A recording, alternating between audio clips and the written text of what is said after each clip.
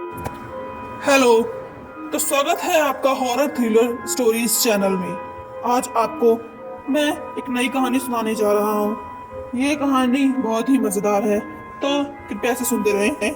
तो इस कहानी की शुरुआत होती है और एक घर में हमें एक फैमिली देखने को मिलती है, जिसमें एक पति पत्नी और एक उसका 8 साल का बच्चा होता है। वो पति पत्नी हमेशा लड़ते रहते थे।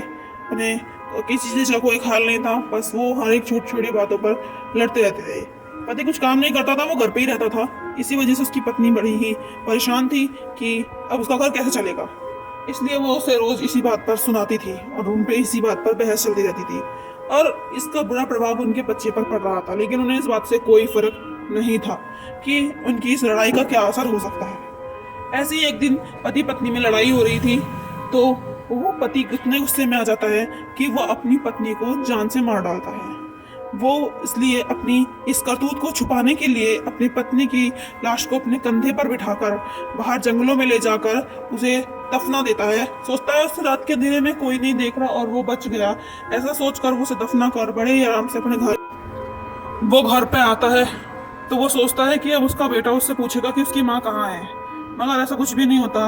वो उसका बेटा उससे कुछ भी नहीं पूछता कि उसकी माँ कहाँ पर है, और वो बड़े रिलैक्स होकर अपने समय को बिताने लग जाता है।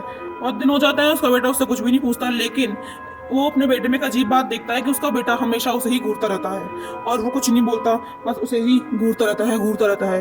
तो एक दिन वो ये सब अपने बेटे से पूछता है कि क्या हुआ, तुम मुझे घूरते क्यों रहते हो। तो उसका बेटा उससे ये बोलता है कि माँ सॉरी कि पापा, मैं ये सोचता हूँ कि आप आपके कंधे पर क्यों बैठी रहती हैं। अपने बेटे की ये बात सुनकर वो बहुत ज़्यादा सहम जाता है। तो कैसी लगी आपको ये स्टोरी? अगर आपको इसकी स्टोरी की और कहानी सुननी है तो कमेंट में ज़रूर बताएं।